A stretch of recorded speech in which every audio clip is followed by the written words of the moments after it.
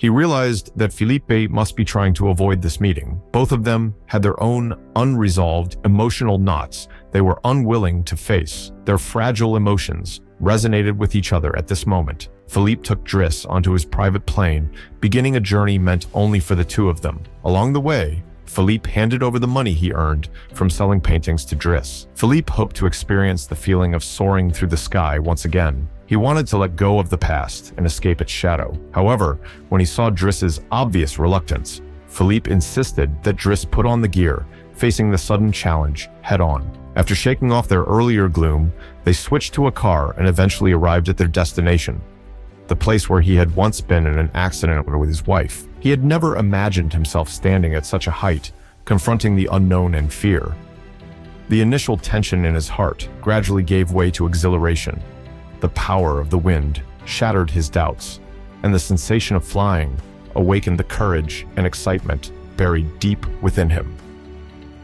In this moment, he was no longer the lost street thug, but a warrior daring to transcend the limitations of life. Although Philippe's body was confined to a wheelchair, his soul found liberation under the vast blue sky. Having lost the ability to move for so long, he felt as if he had returned to the fearless version of himself from the past. The weight of sorrow and pain seemed to dissipate, replaced by a long-lost sense of ease and relief. He wasn't afraid. This rare sense of freedom allowed him to reconnect with life in a profound way. That evening, upon returning home, Driss was surprised to find his younger brother waiting for him, sporting a noticeable bruise on his face. His teenage brother, always eager to prove himself through reckless actions, had fallen under the influence of a gang, becoming arrogant and unwilling to admit fault. He stepped outside and called his sister, repeatedly urging her not to tell their mother about what had happened. Philippe, overhearing the conversation, suddenly realized that despite their harmonious relationship, he and Driss came from different worlds. If Driss chose to continue working here, he would need to temporarily set aside the burdens of his family. Yet, this seemingly tough young man finally opened up tonight, revealing his vulnerable side. His family situation was far more complicated than it seemed. He wasn't his mother's biological child. After his adoptive father passed away, his adoptive mother remarried multiple times and had more children. Now, his mother struggled alone to support the entire family, caring for many underage children. The younger brother who had come to see him was one of them. Philippe understood that Driss would face many challenges ahead.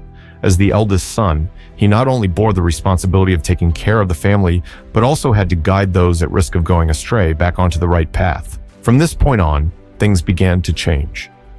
After Driss gave him some guidance, he not only tidied up his hairstyle, but also faithfully delivered bread every day. When he left, the female secretary he had pursued, but never managed to win over, came to see him off. Outside, a long line of applicants for caregiving positions formed, and the housekeeper even came to bid farewell. Before leaving, he returned resume to him. With that, his time as a caregiver came to an end. But Philippe never showed up.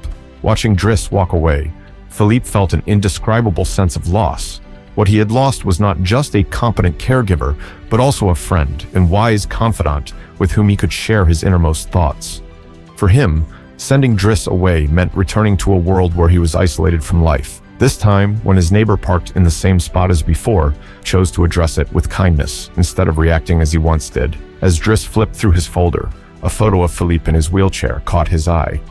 At that moment, he realized that Philippe had secretly changed the photo that night. The reason he had chosen to avoid Driss was that he lacked the courage to face his own emotions. The butler handed Driss the photo, knowing that after months of companionship, perhaps only this seemingly unreliable young man could truly reach Philippe's heart. Driss took the backpack from his mother as if also shedding the burden on his shoulders. He reintegrated into his family and helped his younger brother resolve conflicts on the streets. The world he once belonged to no longer suited him, and his life gradually found its course. Inspired by Philippe, he became more tactful in handling relationships. With just the right mix of adaptability and his natural sense of humor, he stood out in job interviews. Meanwhile, Philippe had found a new caregiver, professional, meticulous, and meeting every standard of modern caregiving. There was nothing wrong with this new aide, except for one thing. He lacked Driss' vibrant energy. Without his companionship, Philippe became despondent, losing the joy he had rediscovered. Philippe's condition worsened day by day, and the butler had no choice but to call Driss back. Had Philippe never met Driss, he might have been content to accept his situation. But now, after experiencing what it was like to truly live again, falling back into darkness felt unbearable.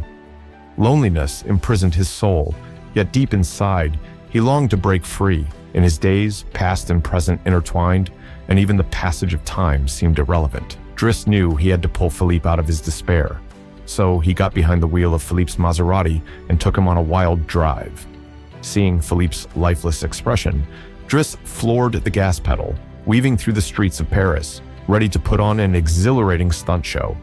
But it didn't take long for their reckless speed to attract the attention of the police. "Philippe, let's make this interesting," Driss whispered as he slipped a $100 bill into the car's center console. "Trust me." Philippe played along. When the police pulled them over, he remained calm. As soon as he stepped out, the officers restrained him, but he didn't panic. Instead, he immediately launched into an act, blaming the officers for stopping them so abruptly. In a rapid-fire explanation, he claimed they had no choice but to speed, because there was a severely ill patient in the car.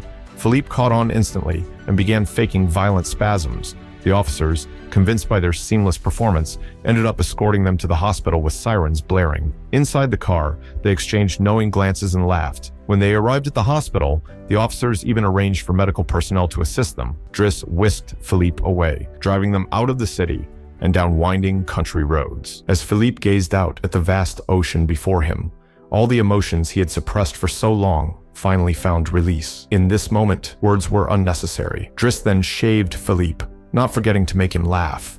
Being with Driss made him genuinely happy. Driss pushed his wheelchair to a seaside restaurant, where he returned the Fabergé egg he had previously taken. Faced with these sudden changes, Philippe appeared somewhat uneasy, glancing around with questions in his mind. It wasn't until a familiar face appeared before him that everything became clear. Only then did he realize they were in the city where Philippe belonged. At that moment, he understood the meaning behind Driss's earlier words. They weren't empty reassurances. Driss hadn't chosen to stay by his side, but instead found a path for Philippe to walk on his own. A warm smile spread across Philippe's face, though his deep gratitude remained unspoken. Driss waved goodbye, his eyes filled with relief and blessings. Though they couldn't always be together in the future, Driss hoped to find someone who could connect with Philippe's soul to take his place. Without a doubt, Driss successfully fulfilled this wish. This is a true story. Philippe has since remarried and started a new family. Driss became a corporate executive. To this day, they remain extremely close friends. Driss came from poverty, but was rich in spirit, while Philippe, though paralyzed in body, was free in soul. If meeting was fate's arrangement, then becoming friends was their mutual choice. They ran through different chaotic worlds, yet the winds of life never blew them apart. He understood her unspoken words, guessed her inner thoughts, and offered just the right kind of companionship. This is friendship. Friendship doesn't inquire about one's background,